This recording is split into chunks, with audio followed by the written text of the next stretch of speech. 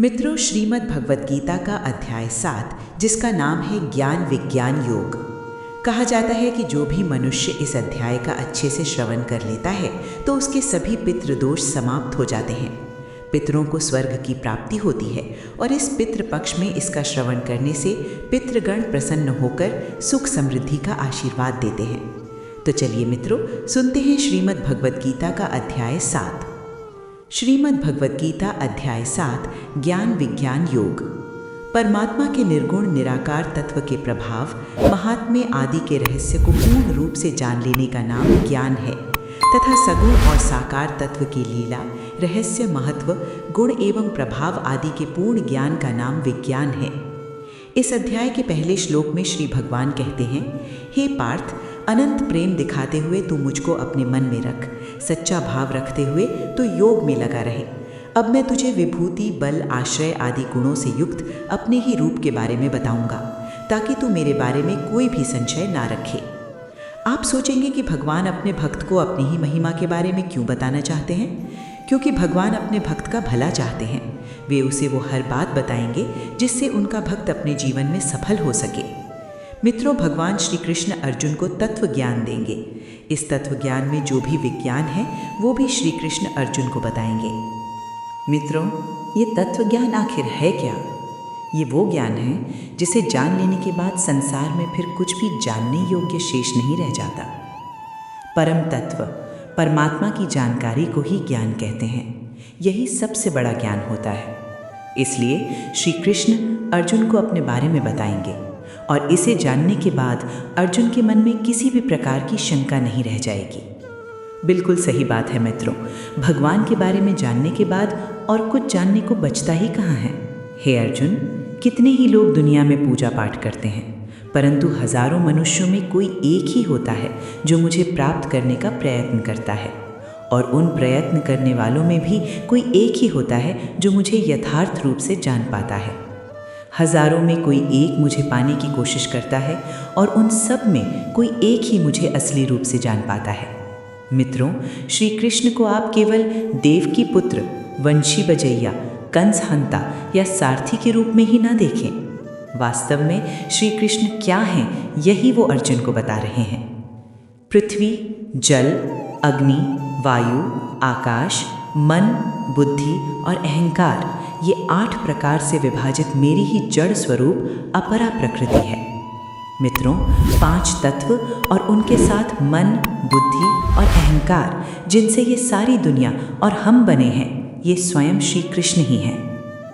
श्री कृष्ण आगे कहते हैं, हे अर्जुन, इस जड़ स्वरूप अपरा प्रकृति के अतिरिक्त अन्य चेतन दिव्य स्वरूप परा प्रकृति को जानने का प्रयत्न कर, जिसके द्वारा जीव रूप से संसार का भोग किया जाता है। यहाँ अपरा प्रकृति का अर्थ माया है। ये पृथ्वी, जल, अग्नि, वायु, आकाश, मन, बुद्धि और अहंकार, ये सब माया ही है, और परा प्रकृति का अर्थ यहाँ आत्मा से है। हे अर्जुन, तू मेरी इन जड़ तथा चेतन प्रकृतियों को ही सभी प्राणियों के जन्म का कारण समझ। हे अर्जुन, मैं ही इस संपूर्ण जगत की उत्पत्ति तथा प्रलय का मूल कारण हूँ। हे धनंजय, मेरे अतिरिक्त अन्य कुछ भी नहीं है। जिस प्रकार माला में मोती धागे में गुंथे रहते हैं, उसी प्रकार ये संपूर्ण जगत मणियों के समान मुझ में ही गुंथा हुआ है। मित्रों, श्री कृष्ण के अतिरिक्त और दूसरा कुछ भी नहीं है। जो कुछ भी है वो श्री कृष्ण ही है। ये बात सुनकर शायद अचानक से समझ में ना आए, लेकिन थोड़ी सी कोशिश करेंगे तो समझ आ जाएगी। दुनिया में जो भी दिखाई देता है और जो दिखाई नहीं देता, सब में श्री कृष्ण ही है। श्री कृष्ण अब अपने तत्व, अपने असली रूप और इस दुनिया के वास्तविक विज्ञान के बारे में बता रहे हैं। वे कहते हैं, हे कुंती पुत्र अर्जुन, मैं जल में रस हूँ, अर्थात मैं ही जल का स्वाद हूँ। सूर्य तथा चंद्रमा का प्रकाश हूँ। समस्त वैदिक मंत्रों में ओमकार हूँ। आकाश में ध्वनि हूँ और पुरुषों में पुरुषत्व भी मैं ही हूँ। मैं पृथ्वी में पवित्र गंध हूँ, अग्नि में ऊष्मा हूँ, समस्त प्राणियों में उनका जीवन हूँ और तपस्वियों में तप भी मैं ही हूँ। श्री कृष्ण अपने असली रूप की एक एक परत धीरे धीरे खोल रहे हैं। वे आगे कहते हैं, हे अर्जुन, तू सभी प्राणियों का सनातन बीज मुझको ही जान। जितने भी जीव आज दिखाई देते हैं, जो पहले थे और जो आगे होंगे, उन सब की उत्पत्ति का कारण श्री कृष्ण ही हैं। मैं बुद्धिमानों की बुद्धि और तेजस्वियों का तेज हूँ। जब आप अपनी बुद्धि से कोई प्रश्न हल करते हैं, कोई मार्ग खोजते हैं, तो वो बुद्धि श्री कृष्ण ही है। उसी प्रकार तेजस्वियों में जो तेज होता है वह भी श्री कृष्ण ही है। हे पार्थ, मैं बलवानों का कामना रहित और आसक्ति रहित बल हूँ और सब प्राणियों में धर्मानुसार विषय जीवन हूँ। प्रकृति के 3 गुण, सत्वगुण, रजोगुण और तमोगुण से उत्पन्न होने वाले भाव, उन सब को तो मुझसे ही उत्पन्न हुआ समझ। परंतु हे अर्जुन, प्रकृति के गुण मेरे अधीन रहते हैं, मैं उनके अधीन नहीं हूँ। मित्रों, जो भी कार्य होता है वह या तो सात्विक, राजसिक या तामसिक होता है। इन्हीं तीनों गुणों से ये सारी दुनिया मोहित होती है, लेकिन जो इन तीनों गुणों से परे है वही श्री कृष्ण है। जब तक हमारे भीतर इन गुणों का अंश भी रहेगा, तब तक हम श्री कृष्ण के असली स्वरूप को नहीं पहचान पाएंगे। जहाँ ये 3 गुण समाप्त होते हैं, वहीं से श्री कृष्ण आरंभ होते हैं। प्रकृति के इन गुणों के कारण ही आसक्ति और कामना उत्पन्न होती है। इसी कारण संसार के जीव मोहग्रस्त रहते हैं और मुझ अविनाशी परमात्मा को नहीं जान पाते। ये तीनों गुण मिलकर ही माया बनाते हैं। इसलिए श्री कृष्ण कहते हैं, हे अर्जुन, इन तीनों गुणों से युक्त मेरी माया को पार कर पाना कठिन है, परंतु जो मनुष्य मेरी शरण में आ जाते हैं वे मेरी इस माया को पार कर जाते हैं। भगवान श्री कृष्ण कहते हैं, जिनका ज्ञान माया द्वारा हर लिया गया है, ऐसे असुर स्वभाव वाले, अधर्मी और दुष्ट प्रवृत्ति के मूर्ख मनुष्य मेरी शरण ग्रहण नहीं करते। हे भरत श्रेष्ठ अर्जुन, उत्तम कर्म करने वाले 4 प्रकार के भक्त मेरा स्मरण करते हैं। पहला आर्त, दूसरा अर्थार्थी, तीसरा जिज्ञासु और चौथा ज्ञानी। मित्रों, यदि आप भी श्री कृष्ण के भक्त हैं तो स्वयं देखें कि आप किस श्रेणी में आते हैं। श्री कृष्ण कहते हैं, हे अर्जुन, अनन्य प्रेम भक्ति वाला ज्ञानी भक्त अत्यंत उत्तम है, क्योंकि जो मुझे तत्व से जानता है वो मुझे अत्यंत प्रिय है और मैं उसे अत्यंत प्रिय हूँ। श्री कृष्ण कहते हैं कि केवल स्वार्थ, दुख या नाम के लिए भजन करने से भक्त प्रिय नहीं बनता। ज्ञानी भक्त स्थिर मन और स्थिर बुद्धि से श्री कृष्ण को अपने भीतर धारण करता है। वो किसी स्वार्थवश भजन नहीं करता, बल्कि तत्व को जानने की इच्छा से भजन करता है।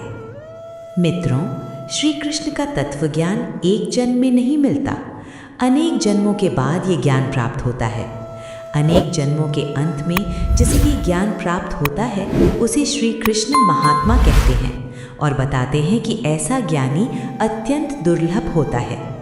जो मनुष्य सांसारिक कामनाओं से ग्रस्त होकर अन्य देवी देवताओं की शरण लेते हैं, श्री कृष्ण कहते हैं कि मैं ही उनकी श्रद्धा को स्थिर करता हूँ और उनकी कामनाएं भी पूर्ण करता हूँ।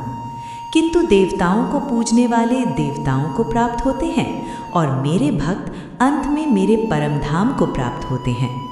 मित्रों, निर्णय आपका है कि आप किसे भजते हैं और फल भी उसी अनुसार मिलता है। श्री कृष्ण कहते हैं, जो मुझे छोड़कर अन्य देवताओं की पूजा करते हैं उनका फल क्षणिक होता है, परंतु मेरे भक्त मुझे सदा के लिए प्राप्त होते हैं। श्री कृष्ण योगेश्वर हैं, वे अव्यक्त हैं, पर बुद्धिहीन मनुष्य उन्हें केवल मनुष्य समझते हैं। जो उन्हें मनुष्य मानता है वह उनके अविनाशी स्वरूप को नहीं समझ पाता। श्री कृष्ण कहते हैं, मैं योग माया से आच्छादित रहता हूँ, इसलिए सबके लिए प्रकट नहीं होता।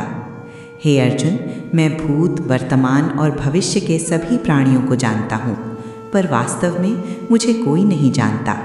इसका कारण ये है कि इच्छा और द्वेष से उत्पन्न मोह हमें अज्ञान में रखता है। जब निष्काम भाव से श्रेष्ठ कर्म किए जाते हैं तब पाप नष्ट होते हैं और तब मनुष्य श्री कृष्ण को जानने के निकट पहुंचता है। जो मनुष्य मुझे आदिभूत, आदिदेव और आदि यज्ञ के रूप में जानता है और जिसका मन सदा मुझ में स्थित रहता है, वह मृत्यु के समय भी मुझे जानता है और मेरे परम धाम को प्राप्त होता है। इस प्रकार उपनिषद, ब्रह्म विद्या तथा योग शास्त्र रूप श्रीमद् भगवद गीता के श्री कृष्ण अर्जुन संवाद में ज्ञान विज्ञान योग नाम का 7वां अध्याय संपूर्ण हुआ। मित्रों, यदि आपको हमारा ये पाठ पसंद आया हो तो कमेंट में जय श्री राधे कृष्ण लिखें और ऐसे ही प्रेरणादायक वीडियो देखने के लिए हमारे चैनल को सब्सक्राइब करें। जय श्री राधे कृष्ण।